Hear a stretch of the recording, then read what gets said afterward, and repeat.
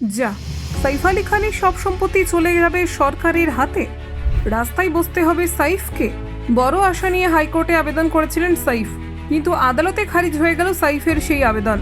1-2 কোটি নয়, একেবারে 15,000 কোটি সম্পত্তি চলে যাবে সরকারের দখলে। হ্যাঁ, ঠিকই শুনছেন, 15,000 কোটির সম্পত্তি।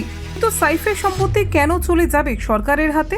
তবে কি এই সম্পত্তি সাইফের নিজের নয়?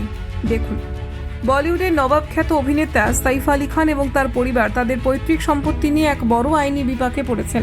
মধ্যপ্রদেশ হাইকোর্ট তাদের সেই আবেদন খারিজ করে দিয়েছে, যাতে তারা প্রায় 15,000 কোটি টাকার পৈতৃক সম্পত্তির উপর অধিকার দাবি করেছিলেন। আদালতের রায়ে এই সম্পত্তিগুলি এখন ভারতের এনিমি প্রপার্টি আইনের অধীনে পড়ে।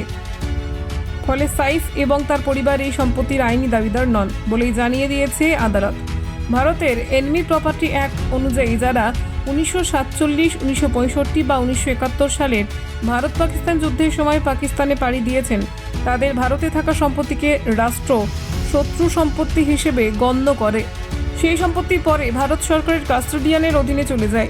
সাইফ আলী খানের ঠাকুমা আবিদা সুলতান ছিলেন ভোপালের রাজপরিবারের সদস্য এবং 1950-এর দশকে তিনি পাকিস্তানে চলে যান।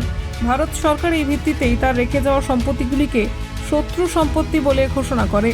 সাইফ আলী খান, তার মা শর্মিলা ঠাকুর, বোন সোহা এবং সাবা আলী খান মিলে আদালতে দাবি জানান, আবিদা সুলতানা পাকিস্তানে চলে গেলেও তার উত্তরাধিকার সূত্রে এই সম্পত্তিগুলি তাদের পাওয়া উচিত।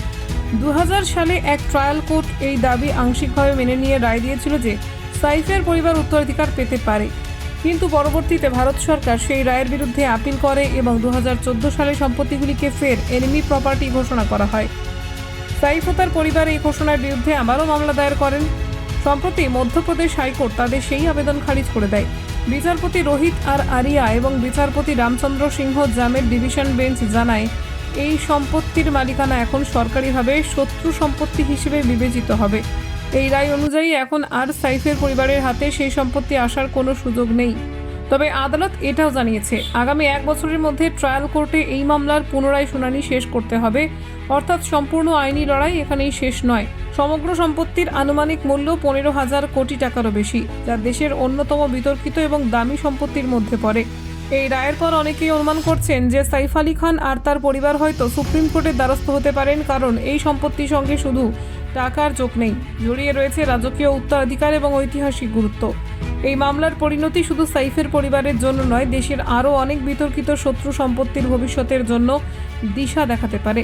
সাইফের পৈতৃক প্রাসাদ এখনও আইনি টানাপোড়েনে।